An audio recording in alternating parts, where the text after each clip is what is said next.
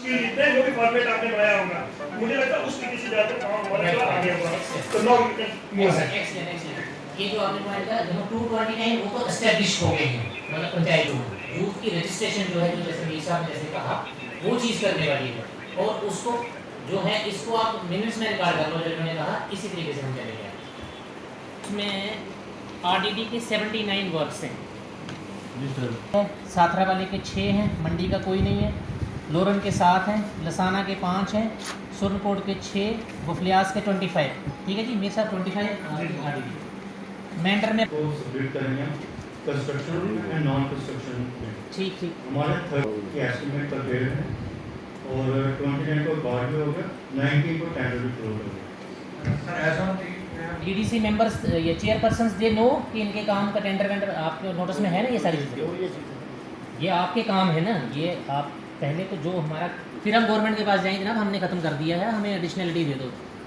यही चीज़ मैं DDC members से भी कह रहा हूँ, यही डीडीसी चेयरपर्सन को भी कह रहा हूँ कि अपना काम जो है, तो इसीलिए इसमें समझो ये ठीक है आपका 28 आप कह रहे हो, पढ़ोगे यहाँ के साथ, टाइम नहीं वेस्ट करो।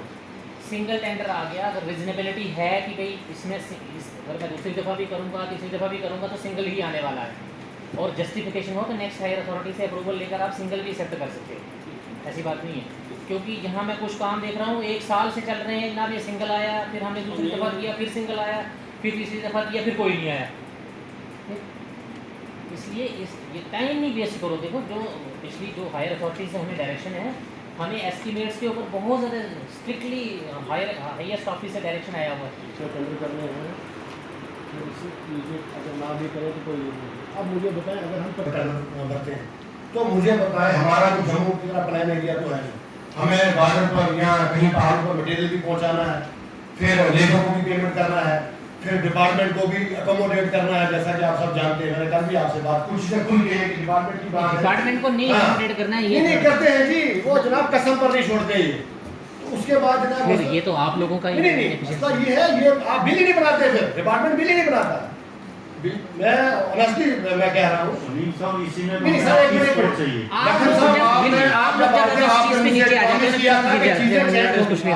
चीजें चेंज हैं, लेकिन आपके नीचे जो तबाही हो रही है ना, लोगों को कपड़े उतार रहे हैं, लोगों को छिल रहे हैं यहाँ के आपके ऑफिसर, वही चीज है। मैं यही वो तो आपने देखा, आप ईमानदार हैं, हमारा डीसी ईमानदार है, हमारा एडीसी ईमानदार है, लेकिन आपका नीचे जो आरईडब्ल्यू विंग है, इन्होंने तो लोगों के कपड़े उतार दिए। लोग मांगने पर मौजूद, लोग तो पंचायत के नाम से घबराते हैं, लोग भागते हैं, कहते हैं हमारे जाएंगे, मजदूरी करेंगे, रसड़ा डालेंगे, बोरी उठाएंगे, आरईडब्ल्यू में लेनेगा या और भी कोई काम नहीं करना है। तो इस पब्लिक परसेप्शन को डीसी साहब आप वेल एक्सपीरियंस है, मुझे आपकी कुछ बातें, आपने उस दिन बड़े डीडीसी साहब जो है उनसे भी आंखें मिलाकर 2-3 बातें कही, वो मेरे दिमाग में बैठी। तो पहले तो सितम ज़रीफी ये है कि जब से नया डीसी आया है तब से डीडीसी को टोटली इग्नोर किया नहीं। हमारी मीटिंग तो आपने बुलाई है, अब रही कौंसल की बात, वहां बंदर बांट है, 10 करोड़ रुपया आया आपका कैपेक्स का, वो इन्होंने बांट लिया, 10 करोड़ रुपया आया आपका जनाब टीएसपी का, वो बांट लिया अपनी मर्जी से। वो शफीक साहब मंजूर नजर है, इनको 50 लाख, शमीम ने हमारा वोटर नहीं है, इसको 10 लाख। तो ये पब्लिक परसेप्शन चीजें जो है सिस्टम में, इनको पहले ठीक करना होगा, फिर लोगों का यकीन आप पर बैठेगा। मैंने कल भी आपको कहा, because I know the system, अल्लाह की वजह से मेरा अपना सर 10 करोड़ में क्या कोई गाइडलाइन आई? एक सब थोड़ा सा मैं बात बताता हूँ आगे। ये खुशी की बात है कि आज मेरी पहली मुलाकात है के साथ। पहले हम इस पर क्लियरिटी चाहते हैं कि डेवलपमेंट काउंसिल के डिस्पोजल पर सरकार ने किया है, क्या ये कौन सी किस आर्डर के तहत सरकार के सर्कुलर के तहत बाइफर्केशन हुई है कि इसमें से डीडीसी मेंबर को इतना दिया जाएगा और डीडीसी को इतना दिया जाएगा? क्या ये डिस्ट्रिक्ट पुंछ ने ही किया है या सरकार की तरफ से अगर कोई आर्डर है तो उन्हें पेश किया जाए? अगर ऐसा नहीं हुआ, डिस्ट्रिक्ट डेवलपमेंट काउंसिल को जो 10 करोड़ रुपया दिया गया है, बाइफर्केशन किस बुनियाद पर हुई है? अगर सरकार का आर्डर है, सरकार ने बताया आपको कि आप 80-80 लाख रुपया या 70-70 लाख रुपया डीडीसी मेंबर को दो, 30-30 या 25-25 लाख जो है बीडीसी को दो, तो ठीक है, हम उसको एग्री करने के लिए तैयार। अगर वहां पर नहीं हुआ है, ये बदरमान का लफ्ज जो शरीफ साहब ने इस्तेमाल किया है, फिर मैं भी उसको दोहराऊंगा कि ये बदरमान फिर पूंछ के अंदर ही हुई है, किस क्राइटेरिया के तहत हुई है, और हमें ये बताया जाए। क्या कहीं पर एक देखिए आप ब्लॉक के अंदर एडीसी साहब आप ये जानते हैं, आप देख लीजिए कहीं पर एक ब्लॉक के अंदर ब्लॉक डेवलपमेंट काउंसिल का जो चेयरपर्सन है वहां पर वो एक है, उसी ब्लॉक के अंदर कहीं पर 2 डीडीसी मेंबर हैं, कहीं पर 3 डीडीसी मेंबर हैं। अगर उनको अपनी हिस्से में 10-10 पंचायतें आती हैं और 10-10 पंचायतों के लिए उनको 70-70 लाख रुपया जाता है, दूसरी तरफ में ब्लॉक डेवलपमेंट काउंसिल का जो चेयरपर्सन है उसकी निगरानी में या जुरिडिक्शन में 30 पंचायतें आती हैं, जमीर साहब मेरे साथ हैं, 30 पंचायतें इनकी पुंछ की, तो उसको वहां पर 25 लाख रुपया आता है। कौन सी जस्टिफिकेशन है? बिल्कुल सही।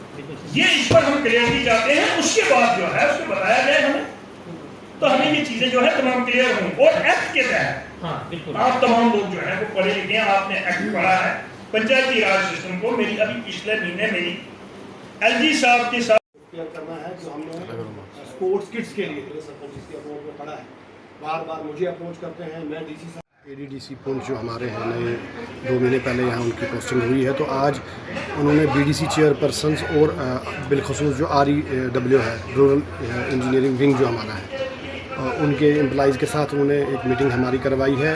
इस मीटिंग का मकसद यही था कि बीडीसी चेयरपर्सन्स को और बिलखसूस एडमिनिस्ट्रेशन को भी इन चीज़ों की जानकारी मिले कि जो बीडीसी डीडीसीज़ या हमारे PRIs ने जो काम रखे हैं, चाहे वो नरेगा में हो, 14th FC हो, 15th FC हो, या कैपेक्स बजट हो या TSP में हो, तो उनकी एस्टिमेशन का जो सिलसिला है वो कहाँ तक पहुँचा है। तो जो इन्होंने हमें एस्टिमेशन का जो इन्होंने बताया है, अब ऑन ग्राउंड अलग बातें हो सकती हैं, बट जो इन्होंने इस वक्त हमें बताया है वो काफ़ी हद तक जो उन्होंने एस्टिमेशन कर दी है और टेंडर भी बहुत सारे कामों के फ्लोट हुए हैं।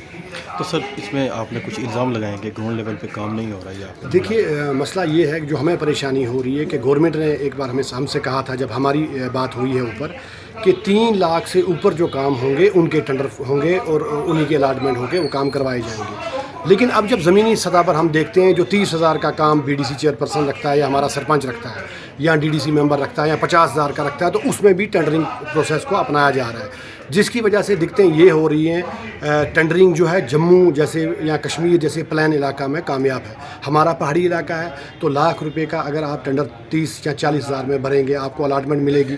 फिर आप पहाड़ियों पर आपने मटेरियल भी पहुंचाना है, आपने डिपार्टमेंट को भी खुश करना है, आपने उसके साथ साथ काम भी करना है। तो मुझे लगता है कि अगर लाख रुपये का काम कोई भी ठेकेदार 30 या 40,000 में करेगा तो मुझे लगता है क्वालिटी वर्क भी नहीं होगा और वो काम ज़्यादा देर टिकेगा भी नहीं। इससे पब्लिक का भी नुकसान हो रहा है और सरकार का भी नुकसान हो रहा है। तो सर आपको लगता है कि छोटे मुलाजिम जो हैं वो रिश्वतखोरी करते हैं या नहीं? बिल्कुल, इसमें कोई शक नहीं। देखिए आप आए रोज़ देखते हैं वीडियोस अपलोड की जाती हैं, चिट्ठियां लिखी जाती हैं, ग्रीवेंसी सेल में लोग कंप्लेंट करते हैं, डीसी के पास आते हैं लोग, ACD के पास लोग आते हैं।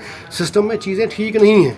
तो मैं वही ADDC साहब से भी कहा था और मैंने ACD साहब से भी अपील की कि सिस्टम को अगर ठीक करना है, आप ईमानदार हैं इसमें कोई शक नहीं, लेकिन आपके साए तले जो लोग ये नेवले पल रहे हैं, जो ये मुर्गे खा रहे हैं, जो रिश्वतखोरी का जिन्होंने बाज़ार गर्म करा है, तो अगर उन पर लगाम ना कसी जाए तो मुझे लगता है फिर आपकी ईमानदारी का, DC साहब की ईमानदारी का आवाम को कोई फ़ायदा पहुँचने वाला नहीं है।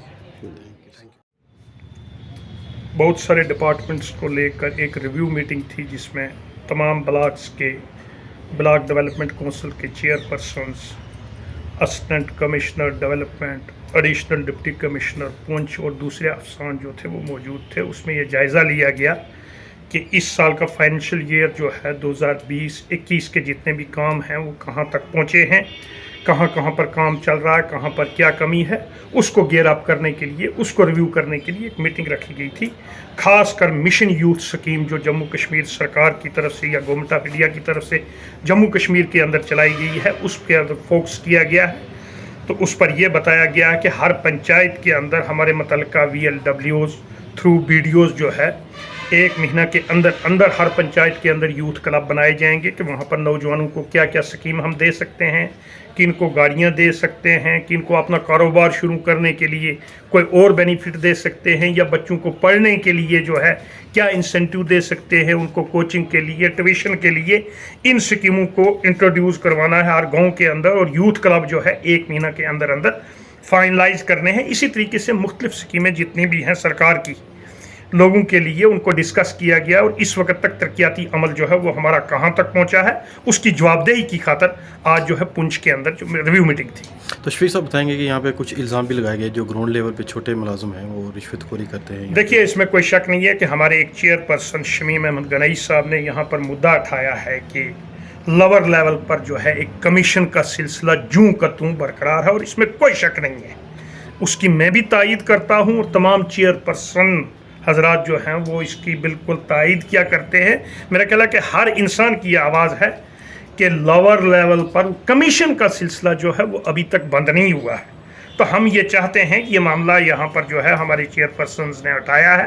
तो अब आने वाले दिनों में हम ये देखते हैं कि इस जो मौजूदा एडमिनिस्ट्रेशन है, इंतज़ामिया है पुंछ की, वो इस करप्शन पर जिसको कमीशन कहा जाता है किस तरीके से कंट्रोल करती है। Thank you.